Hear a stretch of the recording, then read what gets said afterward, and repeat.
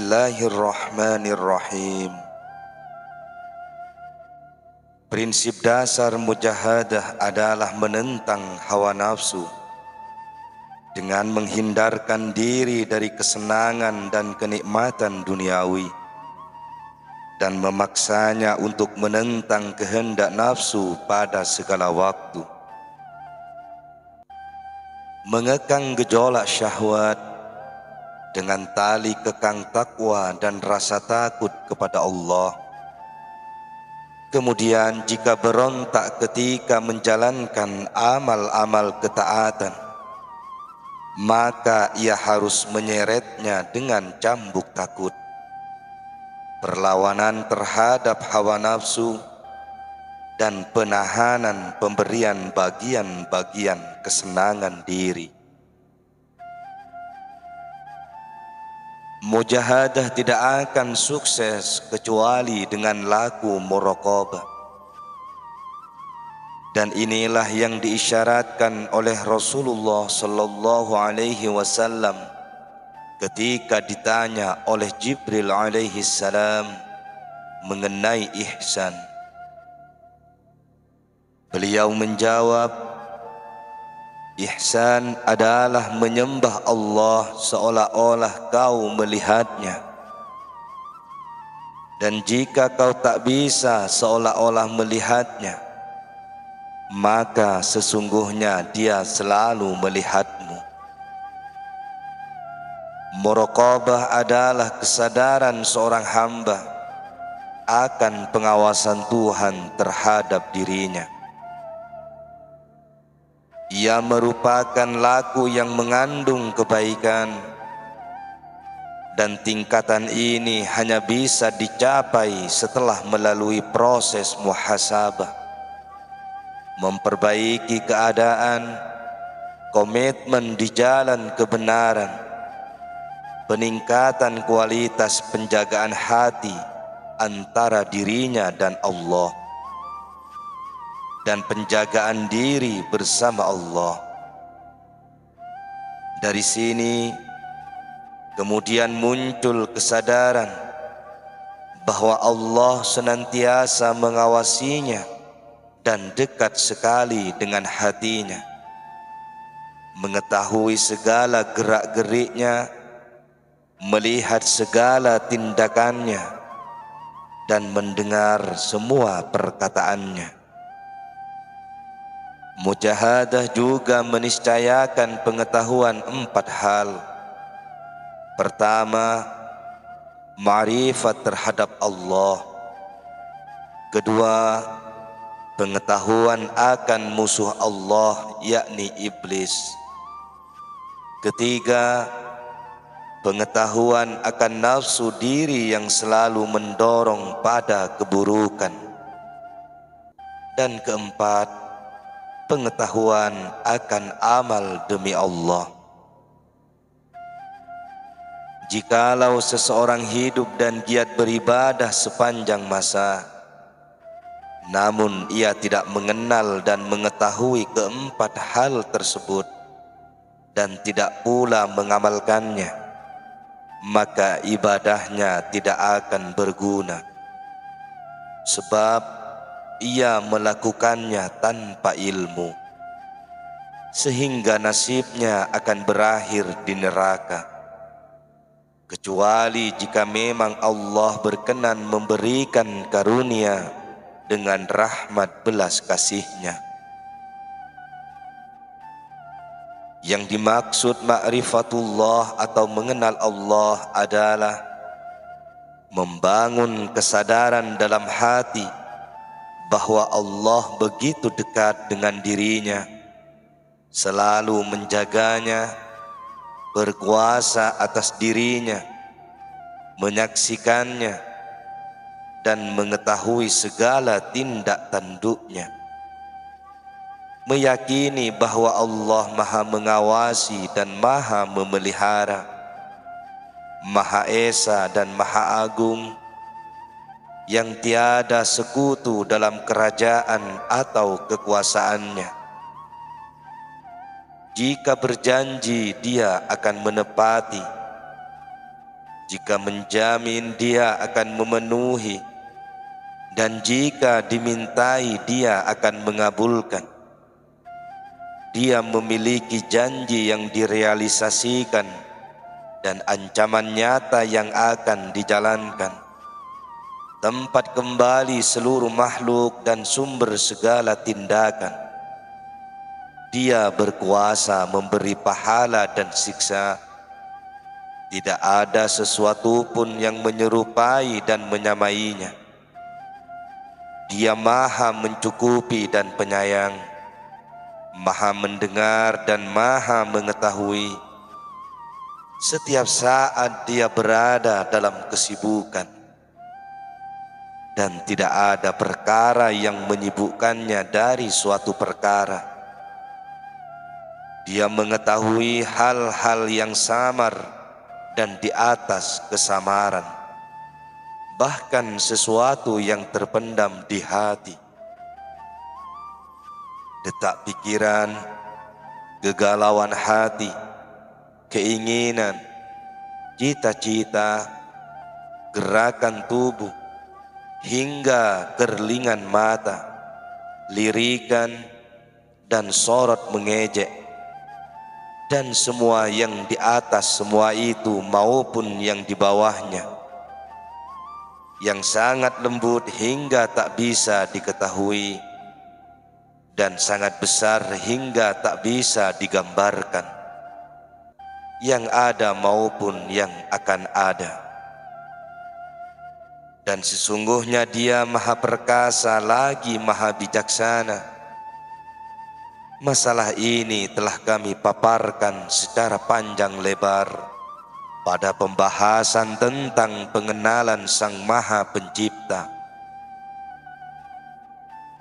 Jika seseorang telah menanamkan kesadaran ini dalam hatinya dengan keyakinan yang kokoh dan amal yang bermanfaat, kemudian diterjemahkannya dalam setiap anggota tubuh, setiap persendian, urat nadi, rambut, dan kulit, lalu ia yakin bahwa hanya Allah yang mengurus semua itu, mengetahui seluk-beluknya, dan mengawasi segala gerak-geriknya tanpa ada satupun yang terlewat, serta yakin bahwa dia menciptakan dan memperbagus penciptaannya.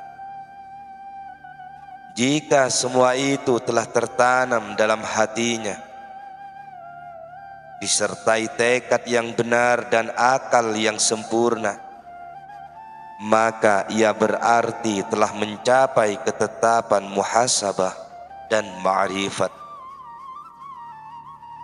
Ia pun berada di tempat yang mulia di sisi Allah dengan kewaspadaan tingkat tinggi yang selalu menyertainya dalam segala kondisi.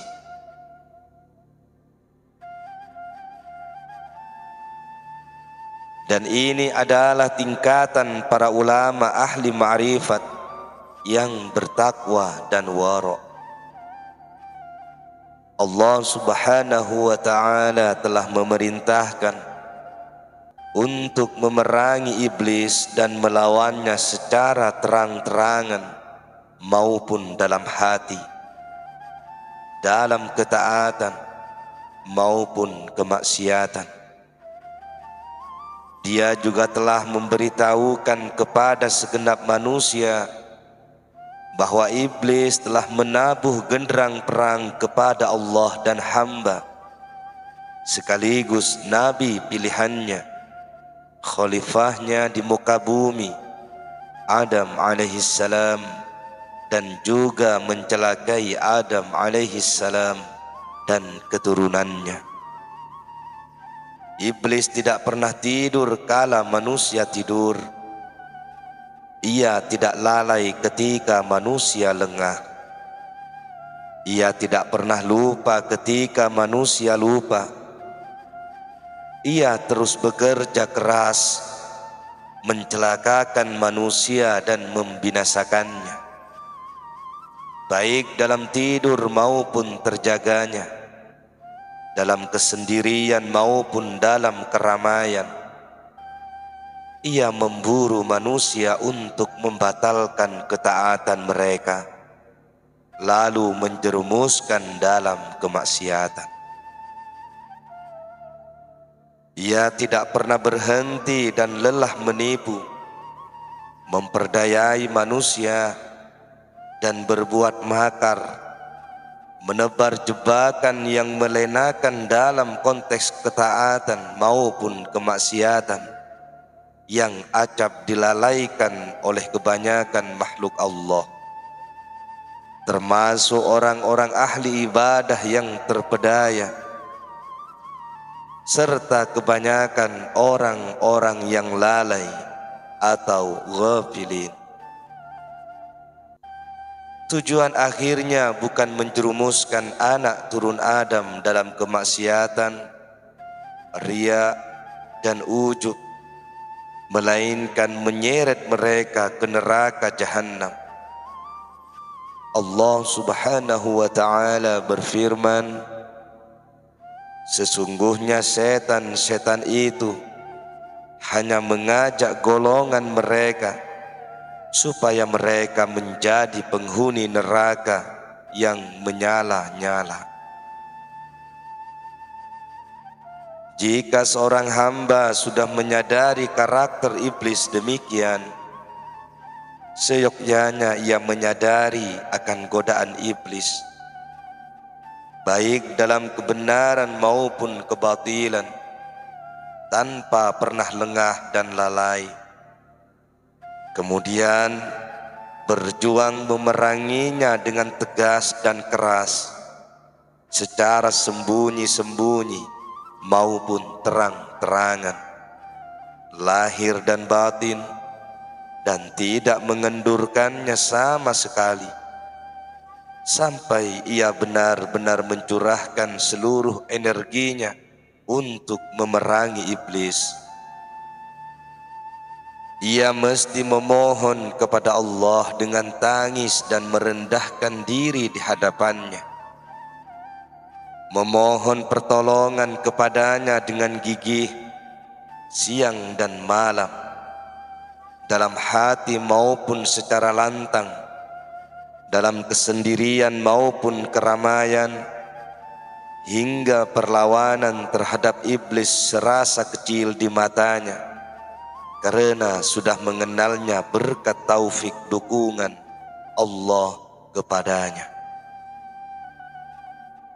Iblis adalah musuh, makhluk pertama yang berani menentang Allah dan makhluk yang pertama mati. Sebab orang yang bermaksiat kepada Allah hakikatnya telah mati. Sebagaimana disebutkan dalam hadis qudsi, sesungguhnya yang pertama mati dari makhlukku adalah iblis. Iblis juga memusuhi para kekasih Allah, para nabi, kaum siddiqin, dan orang-orang pilihannya. Karena itu, seyogyanya seorang hamba sadar bahwa ia berada dalam sebuah jihad yang besar melawan iblis, dan Allah selalu berada di dekatnya. Jihad ini tidak boleh melemah sedikit pun. Jika sampai melemah atau bosan, maka ia berarti telah bermaksiat kepada Tuhannya, terjerumus ke dalam neraka jahanam dan dimurkai Allah. Dengan begitu, ia telah memberikan peluang iblis untuk mencapai cita-citanya.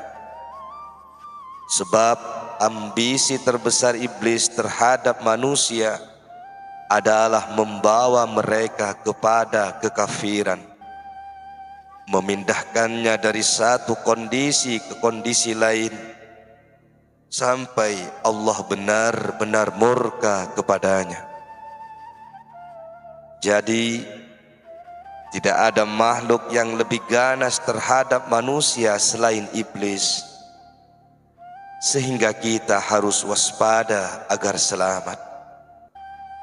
Semoga Allah melindungi kita dan seluruh kaum muslim dari kejahatan iblis dan pasukannya.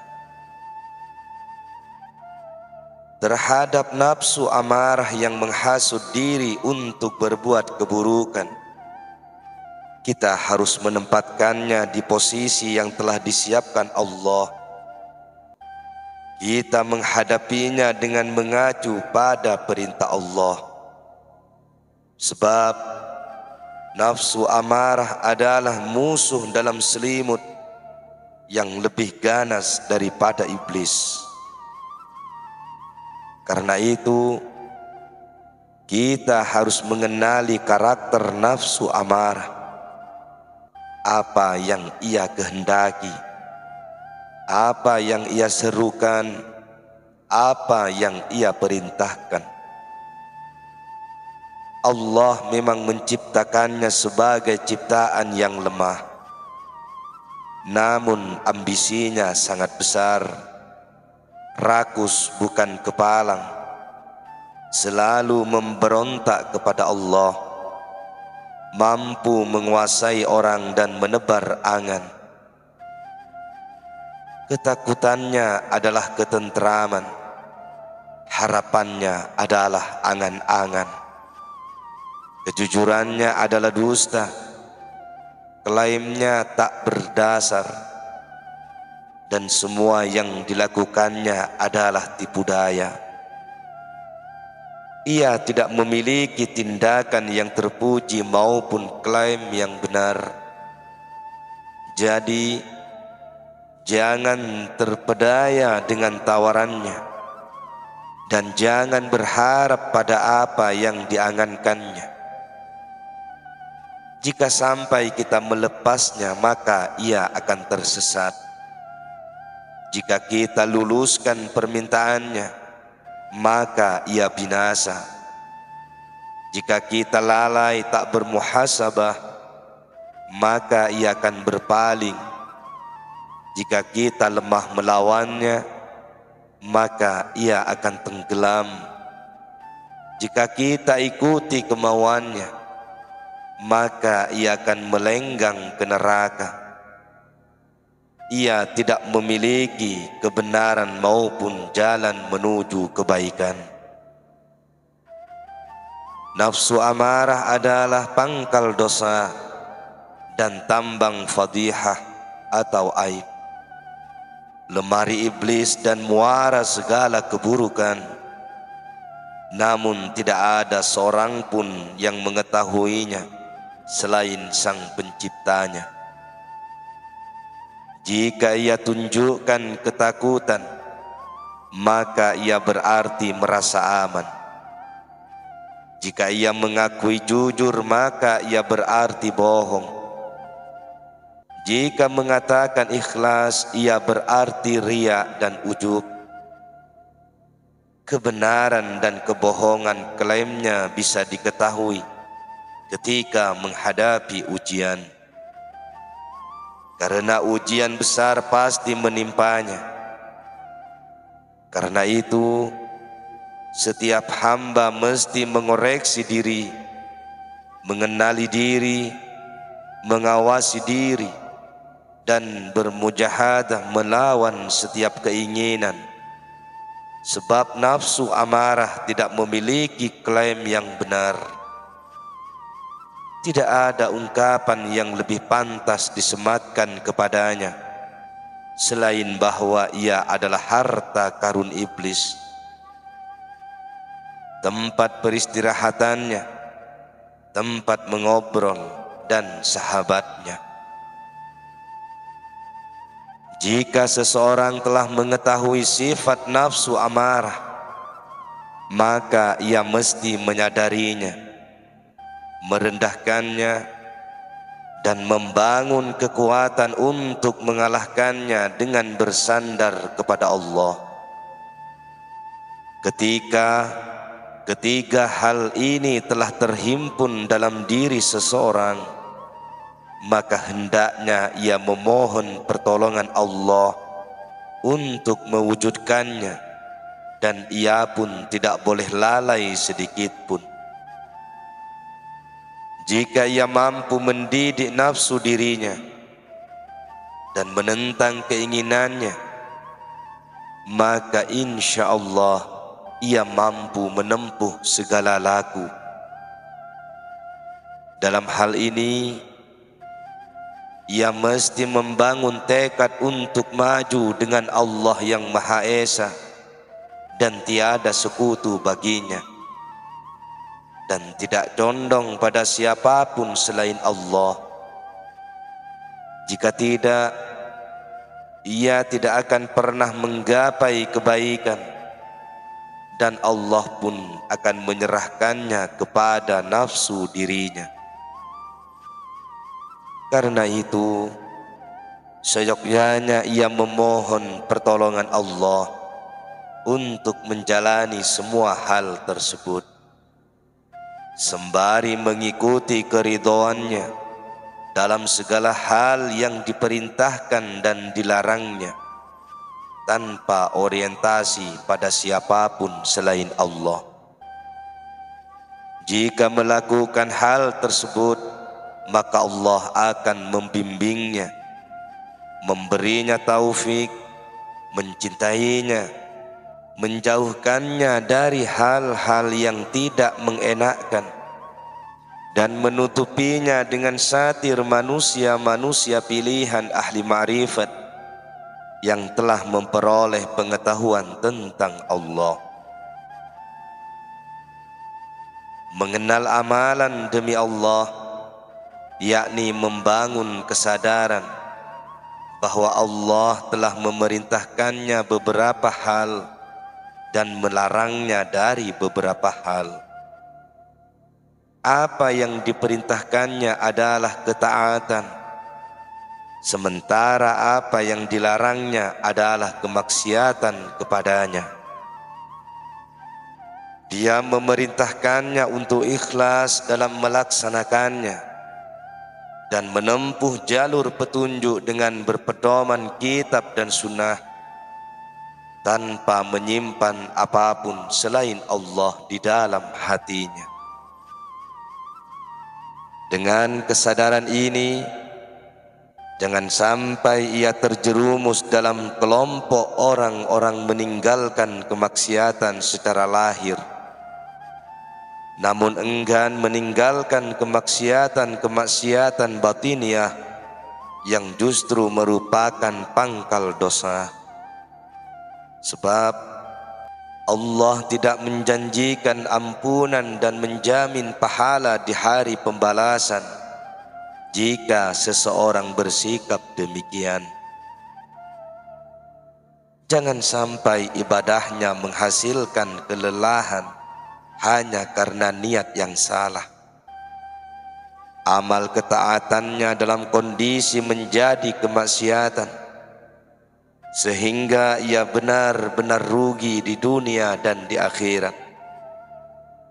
Karena itu, ia mesti menghiasi laku ketaatannya dengan keikhlasan, ketakwaan, dan sifat wara', menghiasi niatnya dengan kejujuran, dan menjaga iradahnya dengan muhasabah.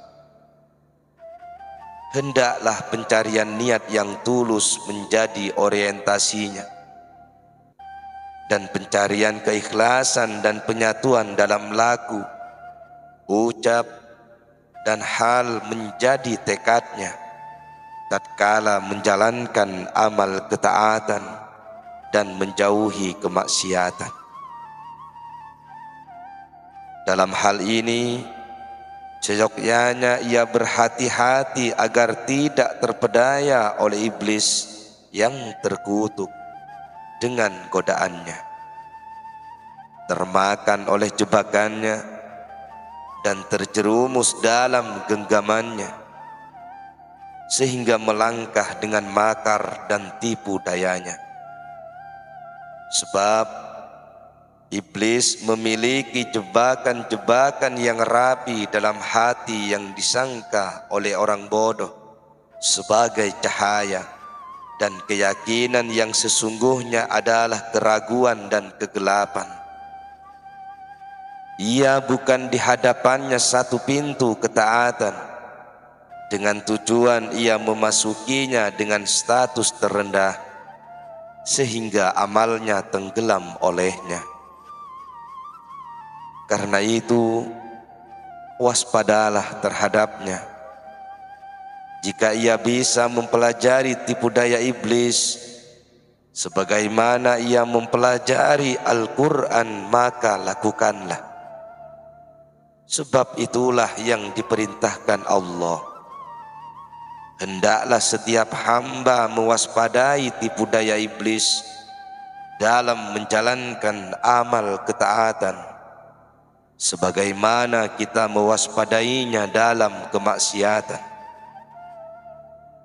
Jika terbesit dalam benaknya sesuatu, atau jika ia tergerak untuk melakukan sesuatu yang didorong oleh nafsu diri, hendaklah ia tidak berburu-buru menjalankannya tanpa ilmu.